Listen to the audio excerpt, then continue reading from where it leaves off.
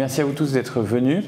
Si vous avez décidé, malgré vos agendas chargés, de venir, c'est que vous avez choisi d'avoir de l'impact.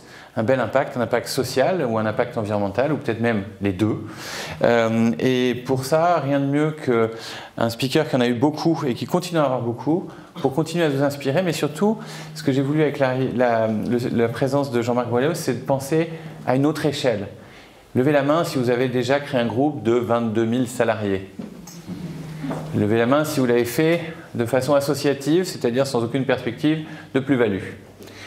Tu peux lever la main. Voilà, donc je vais commencer par ce petit format un peu de fire chat. Et comme moi j'ai un micro, je vais te céder celui-là. Et donc, pour commencer, je ne sais pas si le micro marche pour toi, mais pas pour la salle. Ok. Donc je vais parler. je te le rendrai. Et donc là, l'idée, c'est de passer d'abord 10 minutes sur la vie, l'œuvre de moi, je dis parfois, et c'est pour ça que j'ai choisi la citation que vous avez tout à l'heure, une sorte de nouvelle Abbé Pierre, le costume en moins ou avec un autre costume. Parce qu'il n'y a pas beaucoup de gens qui ont créé un groupe de 22 000 salariés dans l'impact, dans l'ESS qui n'existait pas à l'époque, dans l'entraide avec notamment le groupe SOS. Et donc pendant 10 minutes, je voudrais que tu nous expliques un peu tes combats, tes batailles, tes échecs, tes succès. Et puis ensuite, on passera sur des sujets plus d'actualité, l'Europe sociale, l'agenda social aujourd'hui. Voilà. D'abord, tes combats, tes batailles, ta vie, ton œuvre. Ça va durer un moment, mais... en synthèse. D'abord, bonsoir à toutes et tous. Vous dire peut-être en une seconde ce qu'est le groupe SOS, parce que c'est totalement inconnu, comme la maison qui nous accueille ici. Et on ne l'a pas fait exprès, c'est qu'on n'a pas fait grand-chose pour que ça ne le soit pas, objectivement. Pour aller vite, c'est un machin associatif. La DIRCOM n'est pas là, donc ce soir je dis ce que je veux. Donc c'est un machin associatif. Alors la version officielle, c'est leader européen de l'entrepreneuriat social, c'est quand même beaucoup plus chic. Mais ça reste un machin associatif qui a 40 ans cette année et que nous avons créé avec 3 copains pour s'occuper de toxicomanes il y a 40 ans. Voilà, donc on est assez loin du point de départ. Donc je vous fais 40 ans en 4 secondes. Ce qui a permis de grandir, c'est je n'avais aucune formation et aucune compétence. Et donc aucune vision stratégique. Et donc c'est les 3 raisons qui nous ont permis d'avancer. Pourquoi? Parce qu'on a simplement essayé d'être sensible à ce qui était autour de nous et d'essayer de sentir, parce que maintenant on enseigne dans les meilleures écoles de commerce comme des signaux faibles, donc essayer de ressentir quels étaient les besoins des gens qui nous entouraient ici, là-bas et un peu plus loin, et essayer d'imaginer des solutions pour y répondre. Et on a fait ça au fil du temps, sans essayer d'avoir une stratégie particulière, mais en étant sans doute un peu sensible à ce qui nous entourait, pardon, beau lapsus de démarrage. Ce qui prouve qu'être un peu fêlé, c'est pas mal parce que ça laisse passer la lumière, globalement. Aujourd'hui, nous gérons, alors je le refais une fois pour toutes, on est leader à peu près sur tout, donc je ne vais pas vous le répéter toute la soirée, mais on gère des hôpitaux, on gère des maisons de retraite et des établissements pour personnes âgées, on gère des crèches, on gère des dispositifs d'accueil de personnes en situation de handicap, on gère beaucoup de dispositifs qui accueillent des jeunes, protection sociale, protection judiciaire, etc., etc. On a un gros dispositif autour de la transition écologique dont je ne vous parlerai pas trop parce que c'est vraiment pas un truc générationnel, mais bon, je peux vous dire, on a quand même quelques milliers de salariés qui travaillent avec des marques qui, elles, sont un peu plus connues, Fermes d'Avenir pour la formation et le développement des fermes agro, bio, machin. Il y a évidemment quelques trucs financiers, mais si vous voulez savoir la vérité, vous demandez à mon camarade qui est là-bas, là, il lève la main, lui il connaît tout. Moi je peux vous dire très rapidement les choses. En tout cas sur l'agrologie, il y a une plateforme qui s'appelle Bluebees et qui permet de financer tout un tas de mini-trucs sympas. Alors, nous sommes un peu à l'international puisqu'on doit être aujourd'hui dans une 50aine de pays où on fait là aussi des choses assez différentes. On gère des incubateurs en Afrique du Sud, au Maroc, en Tunisie, dans les Balkans. Accélérateur social. Accélérateur d'entreprise, d'entreprise sociale. D'association. D'associations, de coopératives, mais aussi d'entreprises tout court, hein, parce que Ce qui est marrant dans l'impact, chaque fois que je viens dans les Pôle emploi pour riches, là, si j'ai bien compris, ce qui est d'ailleurs ce qui doit faciliter le rebond, parce qu'objectivement, c'est plus sympa que Pôle emploi dans le 20e. Hein. Et donc, globalement, l'idée générale, c'est quand même, nous, on a toujours fait très attention au fric. Parce que c'est quand même ce qui manque, hein, l'impact social et environnemental, ça va, on sait le faire. Le sujet, c'est, depuis 40 ans, comment fait-on pour que l'impact soit économique, social et environnemental? Et durable. Le premier des trois nous permettant d'exister depuis 40 ans. Donc, c'est pas...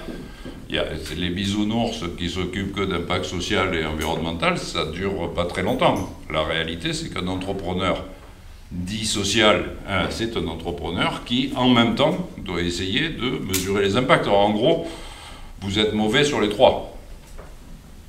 Parce que comme vous ne privilégiez pas l'un d'entre eux, vous êtes moyen, moyen bon, moyen mauvais sur chacun d'entre eux en essayant d'être le plus responsable possible sur les trois. Mais c'est quand même un peu ce qui permet de durer. Mais objectivement, la première responsabilité d'un entrepreneur au bout d'un certain temps, c'est quand même payer les 22 ou 24 000 salariés tous les mois. Et puis après, évidemment, mesurer cet impact et le mesurer. Alors on a créé un machin qui s'appelle l'Impact Tank. C'est devenu l'année dernière. Donc le sommet de la mesure d'impact. Voilà, on a un machin qui s'appelle le sommet de la mesure d'impact. Donc on avait fait un truc à l'Assemblée nationale l'année dernière. Et cette année, on doit le refaire le 18 avril au CESE. Donc où il y a tous les grands chefs à plumes, politiques, CAC 40, et tous les experts qui viennent, qui défilent. C'est plutôt intéressant. Mais l'idée générale était de dire, pour savoir si on s'améliore, il faut mesurer. Le premier des sujets, c'est quelle que soit son activité, comment mesure-t-on ces impacts économiques, sociaux, environnementaux? Il y en a besoin pour piloter, j'allais dire, au jour le jour. Et c'est comme ça qu'on a commencé. Alors, pas forcément avec dans la maison SOS, je crois qu'il y a un certain nombre d'associations, mais il doit y avoir 90 ou 100 sociétés commerciales dont nous sommes actionnaires. Enfin, seuls actionnaires, parce que c'est les petits patrons d'avant, les boomers, on aimait bien être seuls. Comme ça, au moins, on décide, il n'y a pas de minoritaires, etc. Donc, les associations sont actionnaires à 100% de tout l'immobilier du groupe, de toutes les sociétés, quelles qu'elles soient. Tout ça appartient à la maison. Avec des choses aussi différentes que le traiteur thé, qui est le traiteur de luxe que gère Thierry Marx, qui est donc un traiteur de la maison SOS, qui gère le pavillon Élysée pour les Champs-Élysées, sur les Champs-Élysées, qui fait en gros du traiteur de luxe et des réceptions d'entreprise. Il y a des boutiques dans Paris qui s'appellent Altermundi, je ne sais plus, il y en a 10 ou 12 qui fonctionnent depuis un certain nombre d'années. Tout ça sont des entreprises d'insertion avec une espèce de recherche de la complexité, mais recherche de la complexité qui démontre que ça vaut la peine de chercher. Alors ce matin, j'avais le patron de Rungis au téléphone, parce que par exemple, à Rungis, nous avons des chantiers d'insertion, donc des lieux dans lesquels des gens très éloignés de l'emploi apprennent un boulot, clarkistes, préparateurs de commandes, etc. On récupère quelques milliers de tonnes de fruits et légumes qui étaient prévus pour être bénés, parce qu'elles ne sont pas vendues, et on les achemine dans un réseau que gère SOS de 700 épiceries solidaires. Et donc c'est un peu le sujet, on évite que des milliers de tonnes de fruits et de légumes soient jetés, donc ça c'est pas si mal pour la planète. On forme des gamins et des non-gamins d'ailleurs à des métiers dans lesquels il y a de la demande et donc ils passent un an ou un an et demi chez nous et ensuite, d'ailleurs paradoxalement, ils sont recrutés à Rungis, c'est-à-dire que les salariés de Rungis ont compris qu'il y avait une réserve de salariés possible et ils viennent recruter les jeunes qui sont chez nous.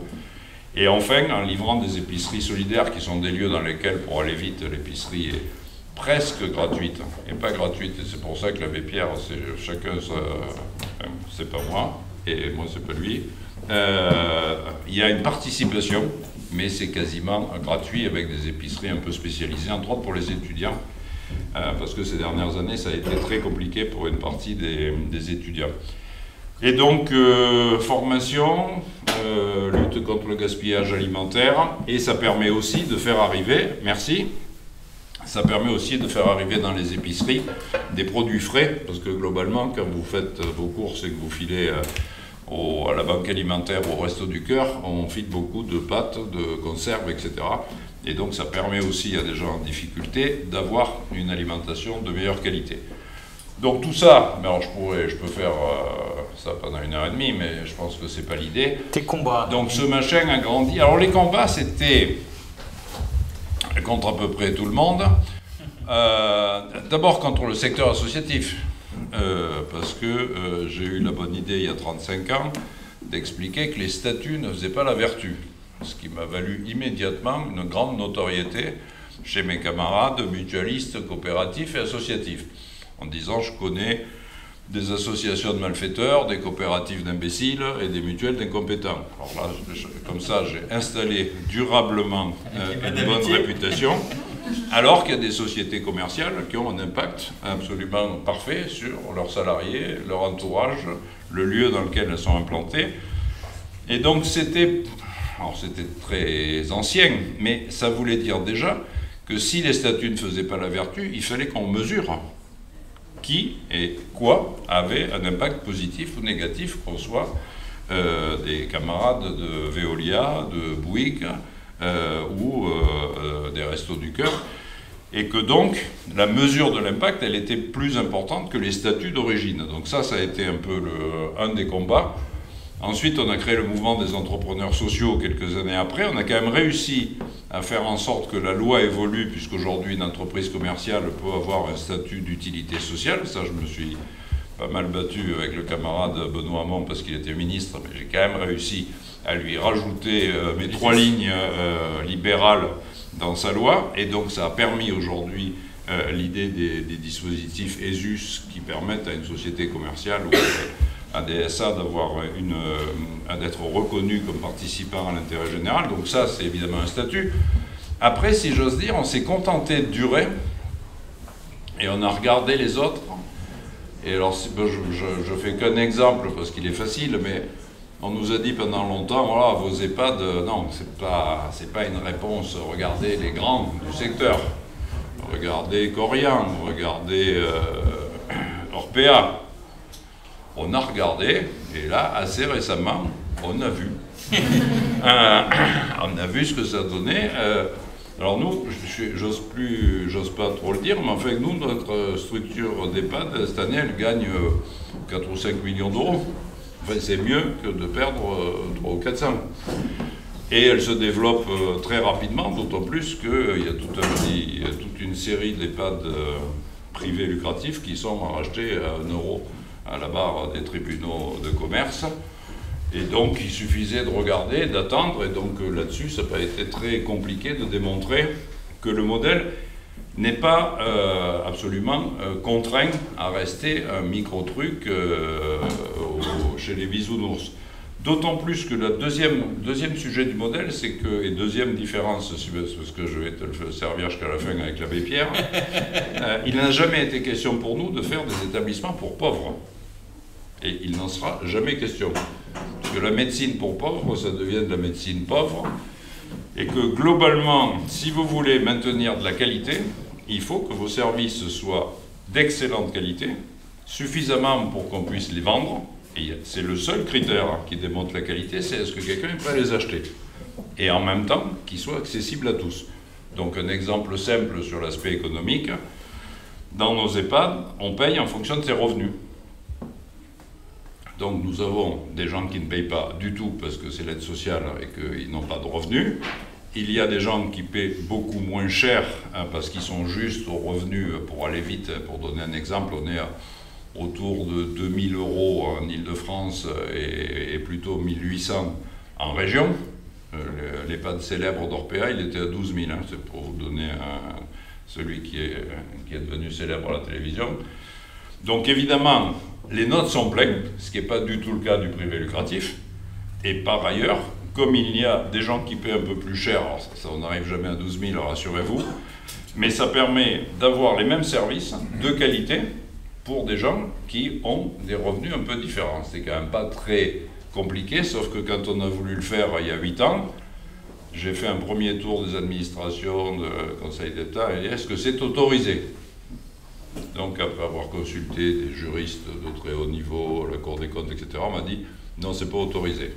Je me suis dit, ok, je vais le refaire.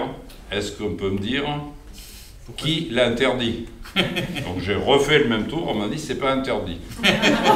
Donc, en provoquant l'enthousiasme général dans l'étage de juristes qui essaient de m'empêcher de faire des choses à SOS, les internes, ce qui n'est pas interdit étant autorisé, on le fait et on verra bien ce qui se passe. Bon, 10 ans après, ça permet d'avoir une maison qui est équilibrée sur ce sujet, qui se développe, et petit à petit, on a été imité par un certain nombre d'EHPAD, en particulier publics. Donc il faut un modèle économique, il faut inventer quelque chose, sinon ça ne marche pas.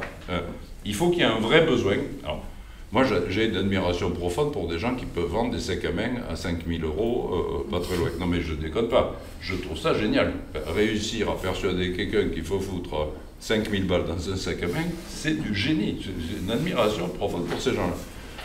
Et donc ils ont inventé un truc, ils savent faire un truc. Mais ça, j'allais dire que ça ne me paraît pas un besoin urgentissime dans l'humanité, en tout cas avec les gens qu'on croise aujourd'hui.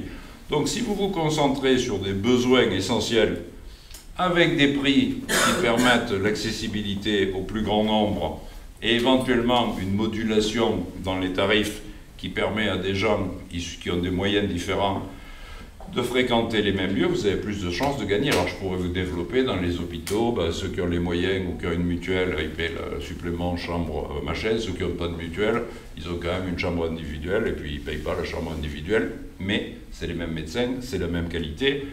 Il n'y a jamais de tarif de clientèle privée dans nos hôpitaux. Pardon, mais dans le public ça existe un peu, je vous conseille essayez de prendre un rendez-vous dans une grande ville avec un grand ponte, vous verrez qu'un clientèle privé, ça va plus vite qu'un clientèle publique.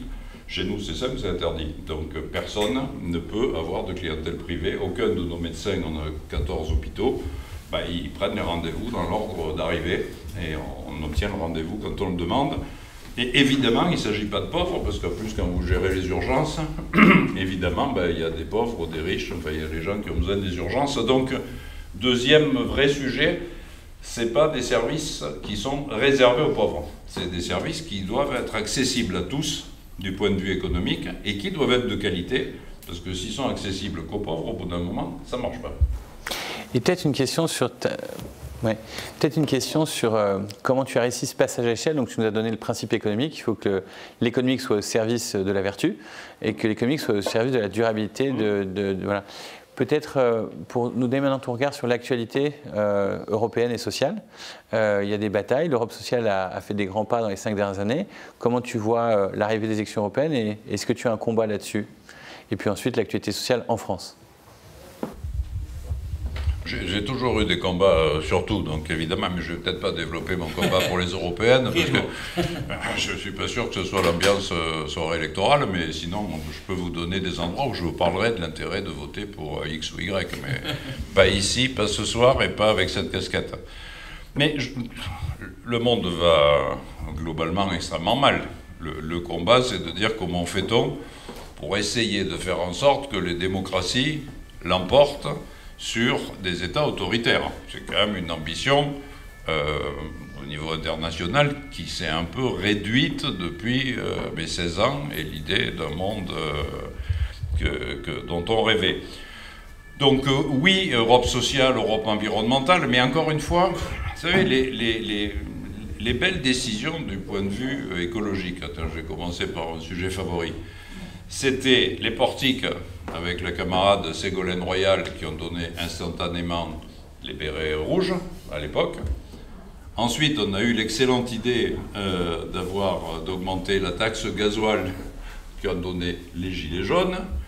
Et pour aller vite, il y a un mois, on a décidé qu'on allait augmenter de 2 centimes le gasoil non routier, c'est-à-dire celui des agriculteurs. Et c'est grâce à ça que Paris est parfaitement vide aujourd'hui et qu'on peut circuler, puisque plus personne n'entre dans Paris. Ça veut dire que quand on prend des décisions sans prendre en compte l'un des aspects, ça ne marche pas. C'est-à-dire que si vous arbitrez la fin du monde contre la fin du mois, ça ne marche pas. Il faut prendre en compte la fin du monde et la fin du mois. Et s'il n'y a pas de logique économique et qu'on essaie de faire passer des mesures au forceps en considérant que tout le monde doit faire un effort, ben, c'est plus facile entre nous de faire des efforts quand on a les moyens de faire des efforts.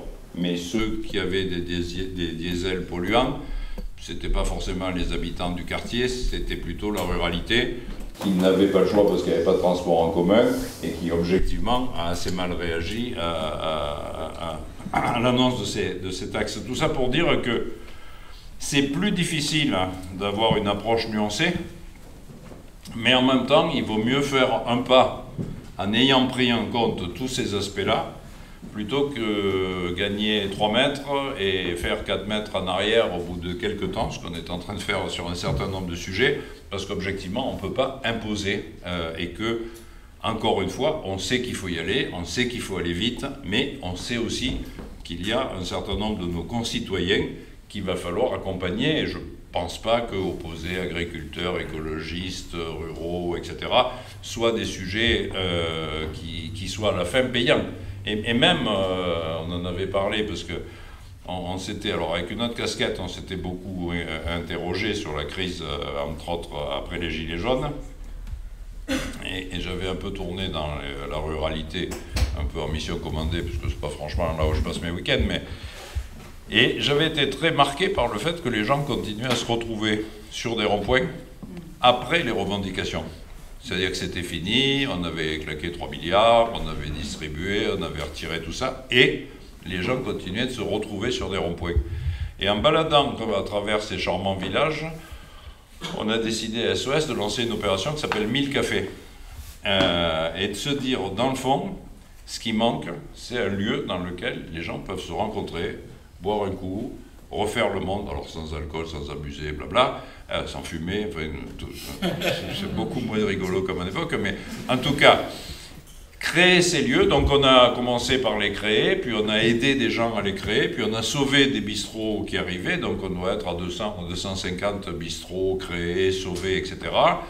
On a mis un peu d'animation, on a envoyé une équipe de formidable science-piste de 23 ans et demi qui avait le Master 2 Ruralité, discuter avec nos élus locaux. Là, je dois dire que j'ai un peu ri quand même, parce que quand vous sortez de le germano-pratin moyen qui part dans un village de 400 habitants, qui va voir l'élu pour lui expliquer qu'on pourrait créer un bistrot, etc. Je trouve que tout le monde a grandi, là. Les gosses de Sciences Po qui bossaient pour SOS, les élus ont été un peu surpris. Mais objectivement, voilà ce qu'on peut imaginer demain. Et on sait qu'aujourd'hui, on a 800 maires qui, aujourd'hui, nous demandent de venir créer des bistrots dans leur village. Donc ça a plutôt bien fonctionné. Et puis les mômes, comme ils sont malins, bien que Sciences Po, ils ont créé d'autres idées. Alors dans des tout petits villages, on a fait des camions qui passent là, une espèce de buvette qui installe des terrasses un soir par semaine et qui font 5 soirs, 5 villages. Et un soir par semaine, le village se réunit, il y a de la musique, etc. Il faut inventer. Ça ne gagnera jamais une thune, ça, je vous le dis tout de suite, le modèle économique. Je crois que le directeur financier m'en veut toujours, mais on s'en fout. A priori, c'est que du pognon. Par contre, c'est du bonheur.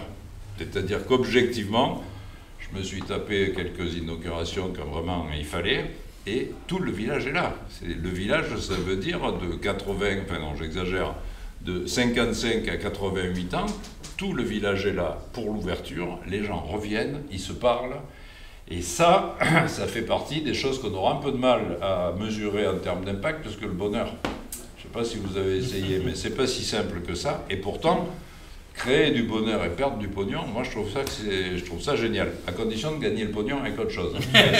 C'est toujours pareil, à un moment donné, il faut qu'à la fin de l'histoire, ce soit équilibré, parce qu'aujourd'hui, je ne sais pas combien ça fait ce gourbi, 1,5 milliard de chiffre d'affaires, c'est ça? Voilà, ça fait 1,5 milliard de chiffre d'affaires, ben, il faut payer tout le monde et il faut, voilà. Et comme en plus ça fait 20% de croissance tous les ans, c'est un machin qu'il faut, voilà, mais c'est sympa par ailleurs, c'est plutôt rigolo. Sinon on l'aurait pas fait. Ben donc l'argent ne fait pas le bonheur et les statuts ne font pas la vertu. C'est ça. Voilà. Mais la vertu, on y croit. Ben merci beaucoup. Un grand mot d'applaudissement.